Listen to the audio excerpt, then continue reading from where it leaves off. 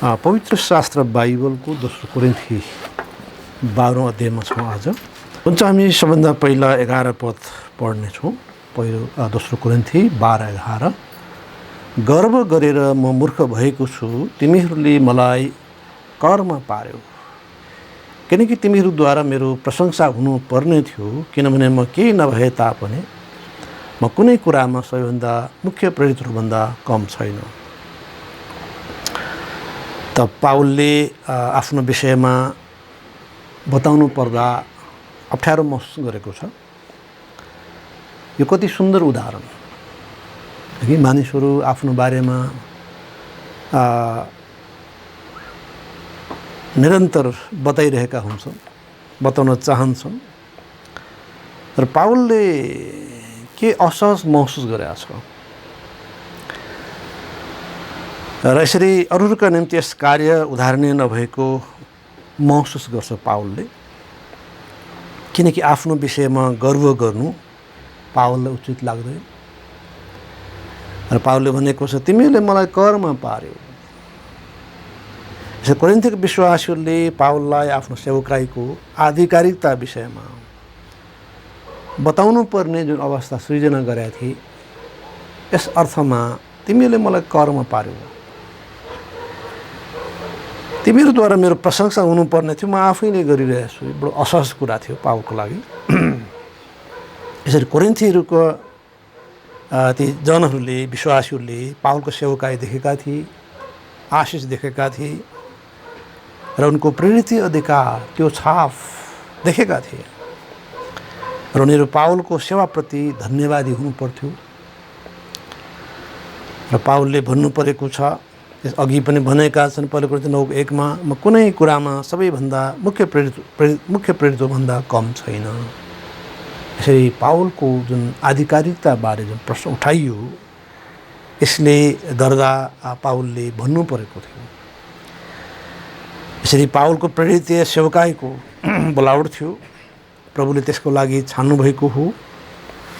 विशेष गरी अन्य जातिहरूको निम्ति प्रेरित हुनलाई प्रभुले छान्नुभयो र उनमा पवित्र आत्माको अभिषेक थियो र उहाँद्वारा चलाइएका, प्रयोग गरिएका प्रमाणहरू थिए। यसरी पाउलले आफूले आफ्नो बारेमा जुन विषयहरू अथवा कुराहरू जो वर्णन गर्नु पर्यो, बडो अप्ठ्यारो लागिरहेको थियो। यद्यपि ती साँचा थिए, उनी यद्यपि प्रेरितभन्दा कम थिएन, तर उनी आफूलाई सानो प्रेरितको रूपमा सम्झन्छन्। यसर्थ हामी देख्छौँ कि मानिसहरू जो प्रभुमा आएका छन्,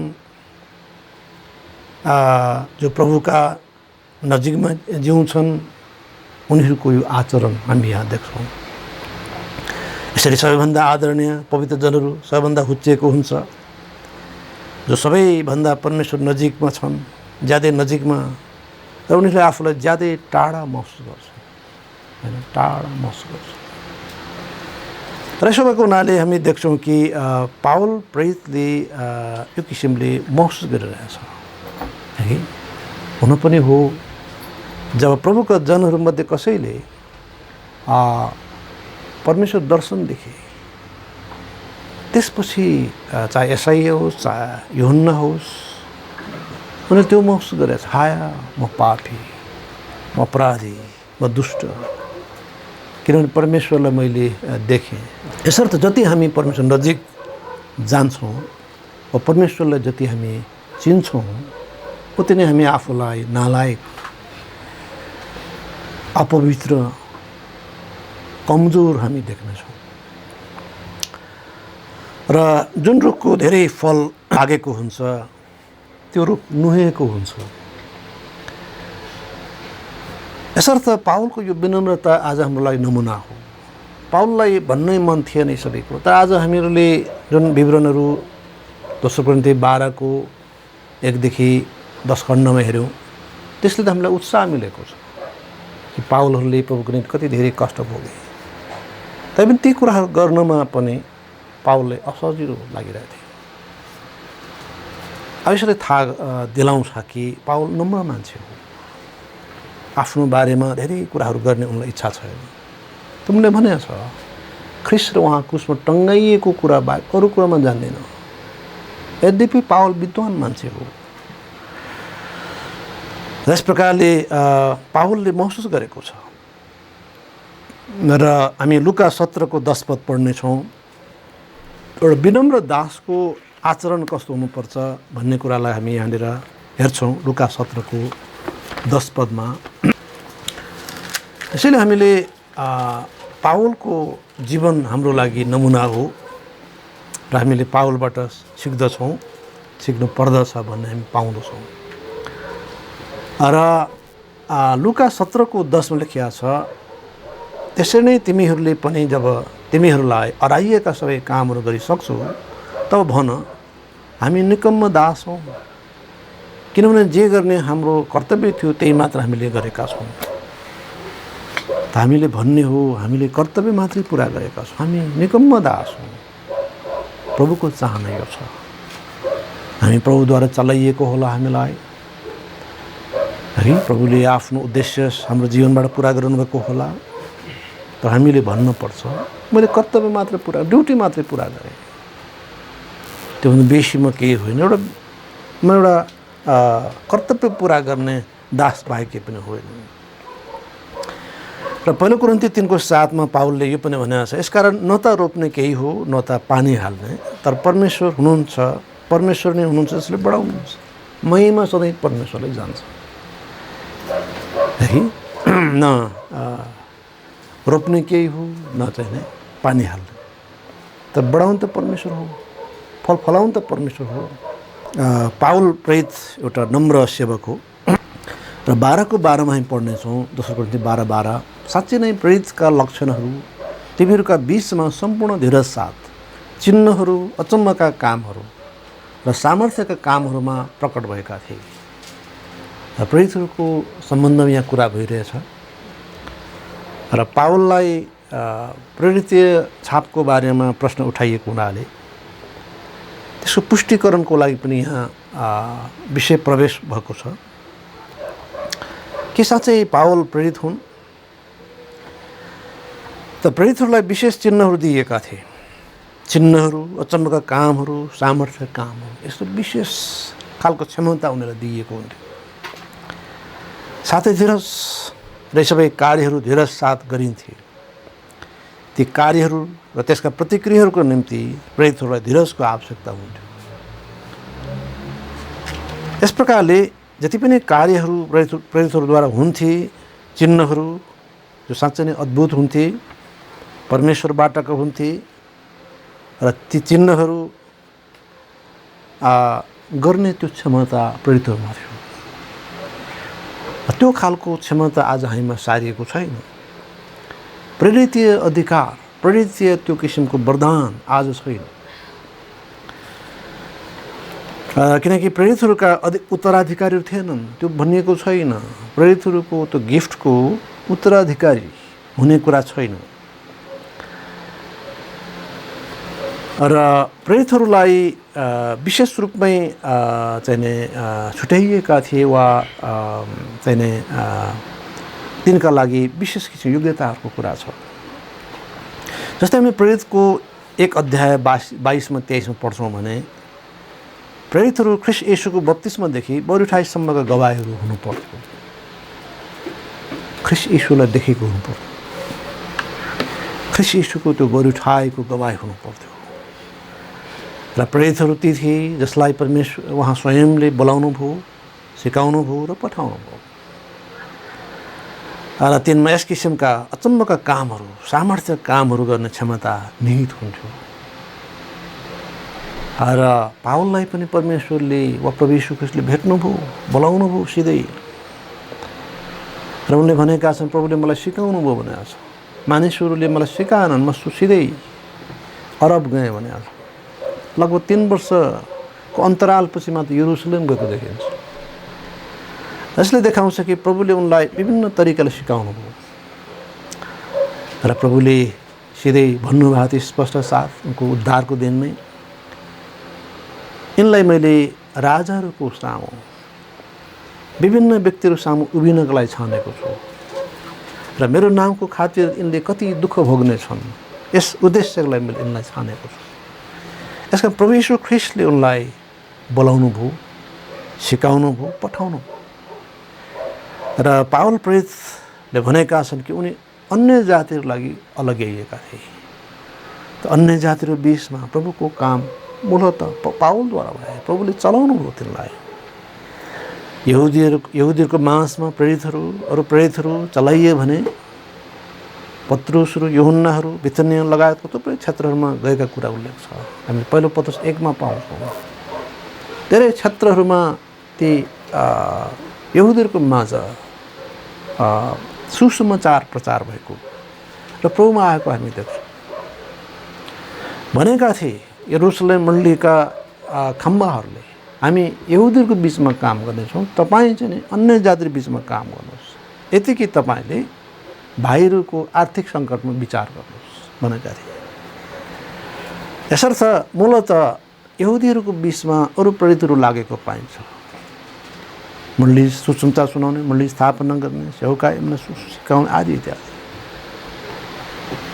र एकजना व्यक्तिले भनेका थिए पावलले बाहेक त कसैले सुसमाचार सुनाएनन् नि, माने चर्च स्थापना गरेनन् नि भने उनले जो भने यो सरासर झुट थियो, गलत कुरा थियो र उनले आफूलाई ठुला प्रचारक ठान्दछन् र उनले चाहिँ नि प्रस्पेरिटी गस्पल सिकाउँछन् र नेपालको चर्चले उनलाई अहिले झुटा मान्दछन्। जायज लागेका समयले यस कुरालाई र हामी सचेत हुनुपर्दछ। विभिन्न व्यक्तिहरूको विभिन्न खाले आवश्यकभन्दा बढी दिमागी हुँदाखेरि मानिसहरू समस्या हामी देख्छौँ। र यस प्रकारले हामी देख्छौँ कि परमेश्वरले प्रेरितहरूलाई विभिन्न क्षमता दिनुभएको थियो। परमेश्वर जो सर्वशक्तिमान हुनुहुन्छ, उहाँको सामर्थ्यद्वारा प्रेरितहरूले अचम्म काम गरेका थिए, जुन काम आज हामीले गर्दैनौँ, जुन किसिमको क्षमता आज हामीमा छैन। र यी सबै चाहिँ के त सुसमाचारको पुष्टिकरणको लागि थियो, किनभने मण्डलीको जगको रूपमा परमेश्वर प्रेरितहरूलाई चलाउनु भयो। कुनै ढुङ्गा ख्रीष्ट येशू स्वयं हुनुहुन्छ, अगमवक्ताहरू र प्रेरितहरूको जगमा भनेको छ, मण्डली बसालियो भनेको छ। यसर्थ सुसमाचारको उद्घोषक प्रेरितहरू हो र ती सुसमाचार, ती सन्देश जो बताउँछन् तिनको पुष्टिकरणको लागि प्रभुले ठुला चिन्हहरू तीद्वारा गर्नुभयो उहाँको समयमा, उहाँको उद्देश्यमा। र आज कतिले म प्रेरित हुँ भने भन्दछन्, हामी प्रेरित हौँ भन्छ, यो गलत कुरा हो, हामी माने हावा कुरा हो। करिब 1 वर्ष अगाडि होला, काठमाडौँ एउटा चर्चमा एउटा विवाह कार्यक्रम थियो, म गएको थिएँ। त्यस चर्चको बाहिर एउटा नेम प्लेट राखेको थियो, फलाना फलाना, अनि त्यसको मुनि चाहिँ प्रेरितीय पास्टर लेखेको थियो। छक्क पऱ्यो, यो त बाइबलले कुरा हो, आज त प्रेरित त छैन। यो किसिमले विभिन्न चर्चहरूमा गएर सिकाउने, यताउता गर्ने व्यक्तिहरूले आफूलाई त्यो रूपमा देखाएको देखिन्छ। म प्रेरित हुँ भन्ने किसिमको देखिन्छ। त्यो होइन, एभान्जलिस्ट हो, प्रचारक हो, प्रेरित होइन। किन प्रेरित चाहिँ नि केवल चाहिँ 12 चेलाहरू जो यहुदीहरूको निम्ति र पावल र अन्य जातिको निम्ति थिए। प्रभुले यसरी छान्नु र बाँकी प्रेरित होइनन्। यसरी कतिवटा वरदानहरू आज छैनन्।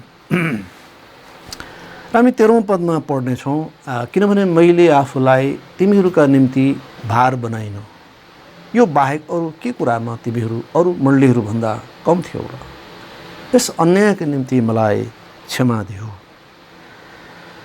यसरी पावलले कोरिन्थीहरूको बिचमा आफ्नो प्रेरितीय वरदानहरूको पर्याप्त प्रयोग गरेका थिए। यस कुरामा कोरिन्थीको मण्डलीमा कुनै कमी ल्याइएको थिएन। प्रेरितीय सेवकाईको अवसर पाउनेमा कोरिन्थीको मण्डली अरू मण्डलीहरूभन्दा माथि नै थिए। वास्तवमा करिब 1.5 वर्ष पावल प्रेरित कोरिन्थीमा बसेको हो।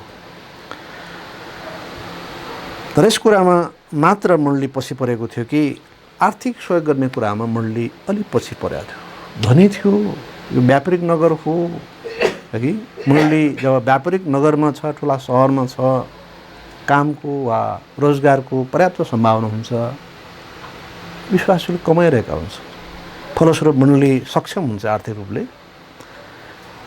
तथापि यस मण्डलीले दिन्छु भन्ने कुराहरूमा पनि दिन नसकेको कुराहरू देखियो र दिने कुरामा कमी कमजोरी देखियो। तथापि यस मण्डलीको थुप्रै सबल पक्षहरू थिए र हामी देख्छौँ कि यस प्रकारले यस मण्डली त्यस पक्षमा कमजोर भए तापनि अरू धेरै कुरामा राम्रो थिए, प्रेरित सेवकाई पाएका थिए। र हामी 14औं पद पढ्नेछौँ। अनि हेर, तेस्रो पटक म तिमीहरू कहाँ आउन तयार छु, अनि म तिमीहरूका निम्ति भार बन्ने छैन, किनकि म तिमीहरूका सम्पत्ति होइन तर तिमीहरूलाई नै चाहन्छु। किनकि छोराछोरीले बाबुआमाका निम्ति जोहो गर्नु पर्दैन, तर बाबुआमाले छोराछोरीको निम्ति गर्नु पर्दछ है। र पावल प्रेरित तेस्रो पटक कोरिन्थ आउँदै थिए। त्यसअघि पनि उनी 2 पटक आइसकेको हो र यसपटक पावल, यसपटक पनि वास्तवमा अघि पनि र यसपटक पनि पावल उनीहरूको भार बन्नेवाला छैन। त पावलले साँच्चै नै यस मण्डलीका लागि एउटा सुन्दर नमुना छाडेकै हो। उनी आफ्नै खर्चमा जिउनेछन् र सेवकाई गर्नेछन्। सेवकाईको एउटा महत्त्वपूर्ण नीति पावलले अपनाएका थिए। त्यो के त भन्दाखेरि अरूलाई नमाग्ने, हात नथाप्ने, विश्वासद्वारा जिउने हैन। र खुल्ला अवसरहरू भयो भनौँ, मौकाहरू भयो भने पुरा आफै काम गर्ने, कमाउने। र मण्डलीहरूद्वारा प्रभु दिन चाहनुहुन्छ वा मण्डलीहरू त्यसका लागि हात खोल्छन्, त्यो स्वागत छ, किनकि यो बाइबलीय हो। यसर्थ हामी पावलबाट सिक्नुपर्छ र आजका धेरै युवाहरू प्रभुको काम गर्नुपर्छ र प्रभुको काम गर्न सबैलाई अवसर छ है। र जब हामी विश्वासद्वारा अघि बढ्छौँ, हामीलाई धेरै सेवकहरू भएकोमा आपत्ति जनाउनु पर्ने केही छैन, अथवा आर्थिक भार पर्ला भने डराउनु पर्दैन। किनभने जब एउटा व्यक्ति विश्वासद्वारा जिउँछ आर्थिक हिसाबबाट पनि, त यो कसैको लागि भार होइन। त मण्डलीहरूले महसुस गर्ने हो कि हाम्रो जिम्मेवारी के हो। अर्थात् हामी सबैजना प्रभुको इच्छामा अघि बढ्छौँ है। थुप्रै थुप्रै सेवकहरू सेविकाहरू हुन सक्छन् र प्रभु काम है प्रशस्त मात्र हुन सक्छन्। जति धेरै सेवकहरू उति धेरै काम, यसमा विवाद छैन। र यसर्थ पावल यसरी विश्वासद्वारा जिउने मान्छे हो कि हामी पावलका पाइलाहरू आज पछ्याउँछौँ। होइन मलाई तोकिएको यति रकम चाहिन्छ अनि मात्र म सेवकाईमा जान चाहन्छु, नभए म बाहिर काम गर्न पर्ने हुन्छ, यो नीति गलत हुन्छ है। अर्थात् सेवकाईलाई बाधा पुग्ने गरी हामी त्यो लोकालिटी ठाउँ नै छोडेर अन्त गएर कामको लागि यसरी ठाउँ छोड्नु, सेवकाई छोड्नु राम्रो होइन। त प्रभुले त्यस ठाउँको लागि बोलाउनु भयो, प्रभु धन्यवाद। जबसम्म चाहनुहुन्छ त्यसमा रहने हो। र यसरी नै थुप्रै थुप्रै चाहिँ सेवकहरू सेविकाहरू लाग्न सक्छन् विश्वासद्वारा। र पावलको कति सुन्दर उदाहरण, पावलले जीवनमा कोहीसँग आफ्नो अभाव बताएनन्, मागेनन् पनि। र 15 पद लेखिएको छ, अनि म तिमीहरूका आत्माका निम्ति ज्यादै खुसी त खर्च गर्नेछु र खर्चिनेछु पनि, चाहे मैले तिमीहरूलाई प्रशस्त प्रेम गरेर पनि मैले थोरै प्रेम किन नपाऊँ, म खर्चिनेछु। यसरी पावल आफ्नो शक्ति समय कोरिन्थीहरूका विश्वासीहरूका प्राणहरूको निम्ति खर्चन तयार छन्। मैले थोरै प्रेम किन नपाऊँ, यो कति नरम शिक्षा हो कि विश्वासी जनले धन्यवाद दिउन् वा नदिउन्, आभारी हुन् वा नहुन्, उनीहरूको हितको निम्ति पावल सेवा गर्दछ र सेवक सेवा गर्दछ। 16औं पद लेखिएको छ,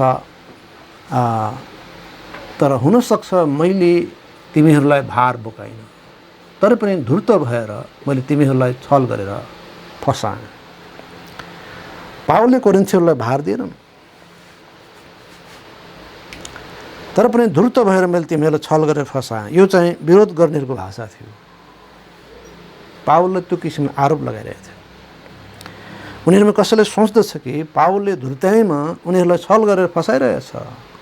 के साथै पावल यो गरेका थिए कि पावलले ती विश्वासहरूले फसाइरहेथे। तर पावलहरूका उपदेश भ्रमबाटको थिएन, न त अशुद्धता र छल कपटको थियो, छल कपटमा थियो। पहिलो थेसलोनिके 2:3 लेखेका छ। यसको स्पष्टीकरण पावलले पछिल्ला पदहरूमा उल्लेख गरेका छन्। है त विरोधीहरूको भाषा कि धूर्त भएर पावलले हामीलाई छल गरेर हामीलाई फसाइरहेछ, नाफा गरिरहेछ, कमाइ गरिरहेछ।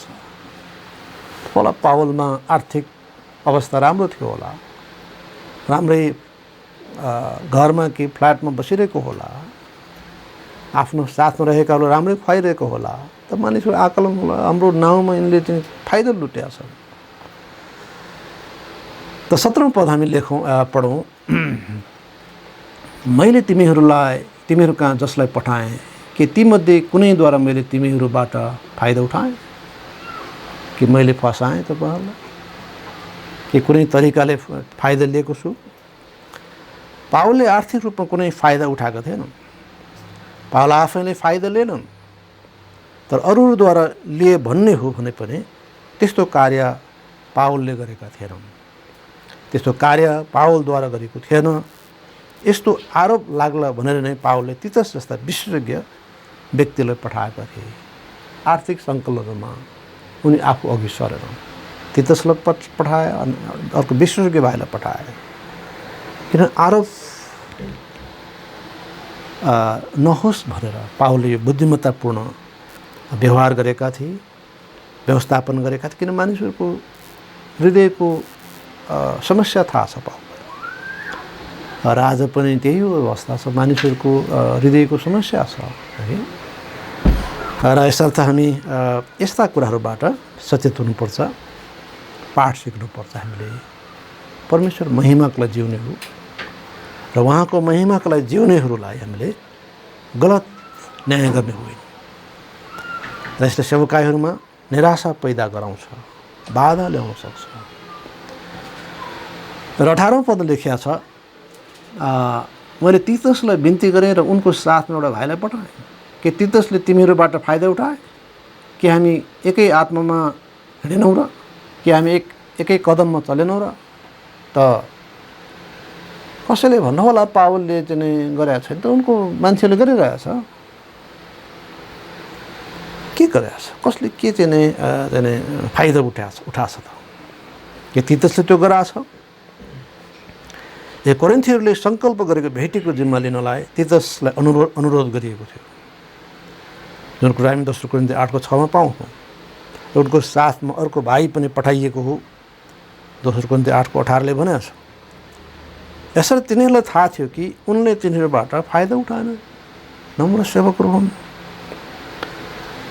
र पावल पनि त्यही कदम हिँडेका थिए। यसर्थ प्रिय हो, प्रभुको काम गर्न सहज त कहाँ छ र। पावलहरूलाई ती दिनहरूमा कति गाह्रो थियो। पावलले दुनियाँ पैसा उठाएर मस्ती गरे भन्द हो, छल गरे भन्द हो, ठग्यो भन्द हो। तर यसको स्पष्ट प्रतिवाद पावलले गरेको छ र यस्तो कुराहरू पावल बोल्नुपर्ने हुन्छ। यसरी उसले बोल्नु पर्यो आफ्नो पृष्ठभूमि र आफूले प्रभुको निम्ति पाएका सबै सङ्घर्षहरू। र पावलले बोल्नु पर्यो आर्थिक रूपले म सफा छु, मैले कसै के। तैपनि यी सबै कुराहरू भन्नुपर्दा पावलले बिल्कुलै अप्ठ्यारो लागिरहेछ। तपाईँहरूले मेरो लागि बोल्नुपर्ने थियो, त म आफू बोल्नु परिरहेछ। कहिलेकाहीँ मण्डलीका अगुवाको लागि विश्वासले बोल्नुपर्छ। हाम्रो अगुवा यो हो, यस्तो हो, बोल्नुपर्छ। किनभने मानिसहरूको चाहिँ निशाना को हुन्छ त अगुवा हुन्छ। किनभने शैतानको जहिले पनि चाहना पनि त्यही हो, गोठालाले प्रहार हुन्छ अनि बगाल तितर बितर पारियोस्। उसको एकदम सफल नीति हो त्यो। हैन। प्रमुखहरूले सिध्याएपछि, प्रमुखहरूलाई भड्काएपछि, वो प्रमुखहरूलाई चाहिँ विभाजन ल्याइदिएपछि बगाल विभाजित हुन्छ, बगाल सिद्धिन्छ। यो उसको सफल नीति हो, विश्वभरि नै अघिदेखि नै उसले प्रयोग गर्दै आएको। यसर्थ हामी होसियार हुनुपर्छ। यसले कोरिन्थीहरू स्वयं पावलको लागि बोल्नु पर्थ्यो भने जस्तै आजका मण्डलीहरूले पनि आफ्नो अगुवाको लागि प्रतिरक्षा गर्नुपर्छ, आफ्नो अगुवाको लागि प्रार्थना गर्ने, आफ्नो अगुवाप्रति सकारात्मक सोच राख्ने। र तिमोथीमा लेखेको छ कि 2 वा 3 जनाको साक्षी बिना आफ्नो अगुवाको विरोधमा लगाएको दोष ग्रहण नगर। यसरी विशेष रूपमै आदर गर्नु भनेको छ र अगुवाहरूलाई अनावश्यक रूपमा र अनाहकमा यस्ता आरोपहरू हुन सक्छ। यसर्थ हामी यस्तो कुराहरूमा बडो सचेत हुनुपर्दछ। र 19औं पद लेखिएको छ, फेरि तिमीहरूका सामु हामी आफ्नो पक्षमा बहस गरिरहेका छौँ भन्ने के तिम्रो सम्झन्छौ? परमेश्वरका सामु हामी ख्रीष्टमा बोल्दछौँ। त प्रिय हो, तिमीहरूकै उन्नतिको निम्ति हामी सबै कुरा गर्दछौँ। त पावलले आफ्नो बारे जसरी भनिरहेछ, आफ्नो त्यो इतिहास अनि ख्रीष्टमा गरिएका ती त्याग र बलिदानहरू, भएका घटना परिघटना इतिहास, र यो चाहिँ नै कोरिन्थीकै विश्वासको फाइदा लाग्यो। अन्ततः तिम्रो अगुवा ठिक छैन भनेर भन्दा र पावल चुप लाग्दा त्यो विरोधीहरू त रमाउँछ हैन। तत्काल लागि भए पनि तिनीहरूले विरोधीले फाइदा उठाउँछ, विश्वासलाई भड्काउन सक्षम हुन्छ। त्यसैले पावल प्रेरितले मूलत कोरिन्थीकै निम्ति आफ्नो बारेमा भन्नु परिरहेछ, बस बोल्नु परिरहेछ। यसर्थ पावल आफ्नो विषयमा गर्व गर्ने व्यक्ति होइन, ज्यादै स्पष्ट छ। तर बाहिरी कुरामा घमन गर्नेहरूलाई जवाफ दिन सक्यो भनेर पावलले विश्वासहरूलाई पावलको विषयमा गर्व गर्ने मौका दिएको हो। हाम्रो पावल यस्तो हो भनेर जान्न बुझ्न सकुन्। यसैले सेवकहरूले गवाही दिनुको कारण यो हो, सेवकाईको घटना परिघटना के भए, के कस्ता परिस्थिति आए, कसरी सामना गरियो, समाधान भयो हैन। त्यो चाहिँ आफ्नो गर्वको लागि भएको। तर विश्वासले सहज होस् कि हाम्रो अगुवा यसरी जिइरहेछ, यसरी चाहिँ नै अघि बढिरहेछ। त उहाँहरूले गर्व गर्न पाऊ, उहाँहरूको प्रतिरक्षा गर्न पनि सहज होस्। त उन्नतिको निम्ति सबै कुराहरू गरिएको छ। जे गरिएका थिए पावलद्वारा ती कोरिन्थीको विश्वासहरूको उन्नतिको निम्ति गरिएका थिए। हामी 20 पद पढ्नेछौँ। किनकि जब म आउँला तब मैले चाहे जस्तो तिमीहरूलाई नभेटाउँला कि, र तिमीहरूले चाहिँ आफूले नचाहे जस्तो मलाई भेटाउला कि भन्ने डर मलाई लागेको छ। कहीँ तिमीहरूको बिचमा झगडा, डाहा, क्रोध, विरोध, निन्दा, कानफुकाइ, अहङ्कार, गडबडीहरू पो पाइन्छ कि। देखि पावललाई कता कता यो डर पनि छ कि पावलको डर यो थियो कि मण्डलीको व्यथिति अझै भेटिने त होइन। हिजो जे व्यथिति थियो मण्डलीमा, त्यो अवस्था म आउँदा भेटिने हो कि? झगडा भयो, डाहा भयो, क्रोध भयो, विरोध, निन्दा आदि इत्यादि हैन। त उनको चाहना यो थियो कि ती व्यथितिहरू हटाइयो र पावलले कडा अनुशासनको व्यवहार गर्न नपरेको होस्। कतै कोरिन्थीहरूको बिचमा यी कुराहरू भेटिने त होइनन्। झगडा, वाद विवादहरू, डाहा, ईर्ष्या, क्रोध अथवा रिस, विरोध, प्रतिद्वन्दिता, फुट, निन्दा, कान फुकाइहरू अथवा कुरा काट्नु, कानी खुसी गर्नु, अहङ्कार, घमण्डले फुल्नु, गडबडी, उत्तेजनाहरू, यो समस्याहरू त्यहाँ थियो। किनभने यस मण्डलीलाई अझै पनि दुधै खुवाउनु परेको कुरा उल्लेख छ। अर्थात् आत्मिक परिपक्वता बढ्या थिएन, बच्चै अवस्था थियो। अथवा केटाकेटीहरू बढी झगडा गर्छ, केटाकेटीमा समस्या समाधान हुँदैन, त्यो निरन्तर जारी रहन्छ। त जति मानिस परिपक्व हुन्छ ती कुराहरू कम हुँदै जान्छ। यस मण्डलीको पनि समस्या त्यही हो, किनभने उनीहरूमा केटाकेटीपन थियो, आत्मिक रूपमा बढ्या थिएन।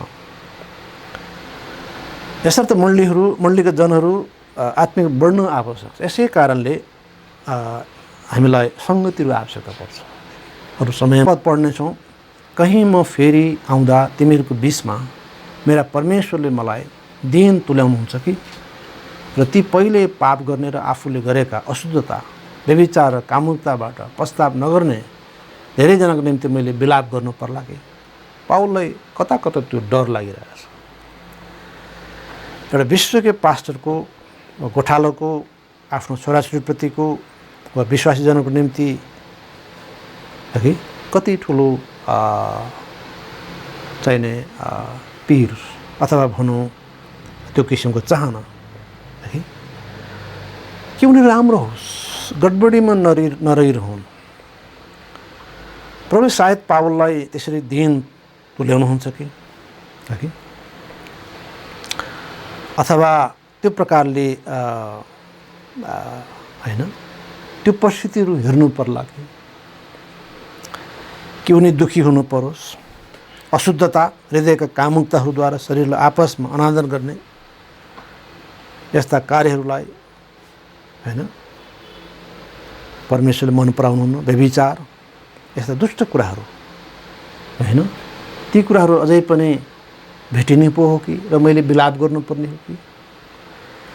यसर्थ पावल एक असल अगुवा थिए जसले परमेश्वर जनहरूको फिक्री गर्दथे, पवित्र जनहरूको आत्मिक अवस्थाको चिन्ता गर्दथे। र हामीलाई त्यो अनुभूति छ, हामी जो प्रभुका सेवकहरू छौँ, अगुवाहरू छौँ, र हामीलाई सधैँ चिन्ता हुन्छ।